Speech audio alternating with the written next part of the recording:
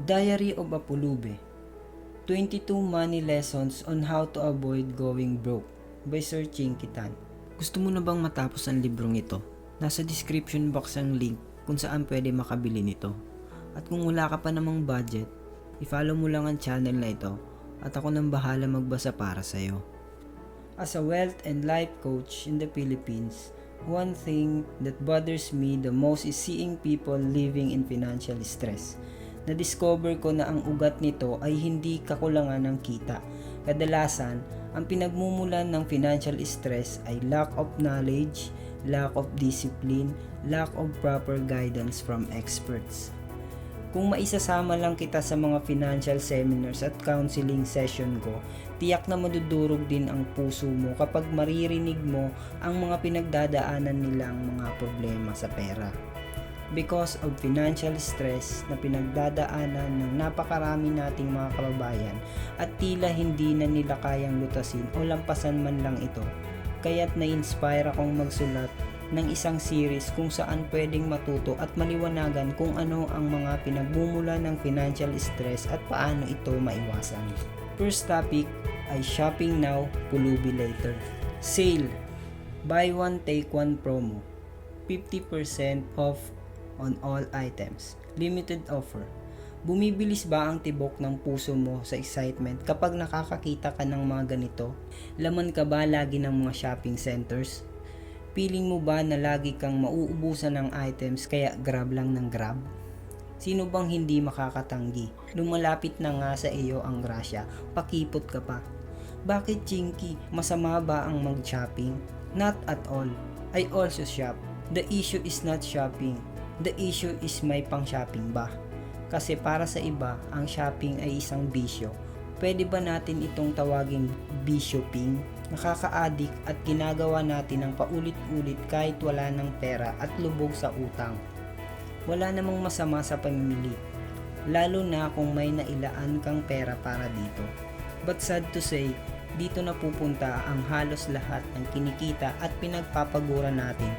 Kaya ilang araw lang, awanti pera na. Bakit nga ba nauubos ang pera natin sa shopping? Window shopping. Titingin lang ako, promise. Sisilipin ko lang kung may bago. Iikot lang naman ako habang nagpapalamig. We keep on saying these things sa tuwing nagbabalak tayong pumunta ng malls.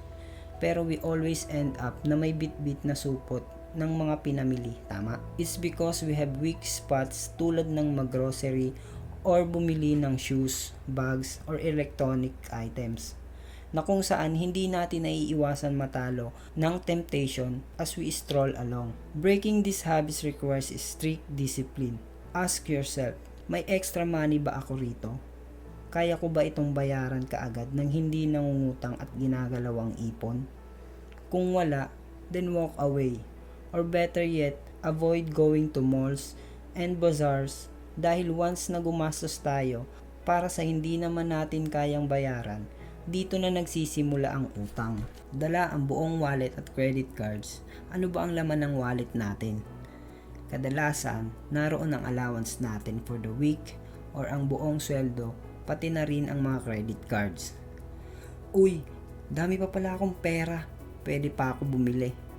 Yes, dala ko ang credit card ko. Ipapaswipe ko na lang ito. Just the thought alone can make us lose a lot of money. Dahil ang akala natin na extra income ay hindi pala.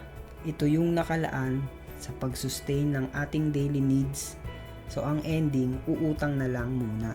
O gagalawin ang savings dahil naubos na. We should only bring enough money when we go out. Nang sa gayon, tayo ang mag-a-adjust sa kung ano ang meron tayo at the moment. We need to learn to budget. Shopping with emotions. Bad trip sa office, mamimili para makalimot. It was a happy and productive day, mamimili as a reward sa sarili. Nadidepress sa buhay, mamimili para kumalma. Ito yung tinatawag nating shopping with emotions. Naku, sa dami ng nagaganap sa buhay natin araw-araw, ibig ba nitong sabihin ay may tendency din tayong mamili araw-araw kapag hinayaan nating kontrolin tayo ng emosyon?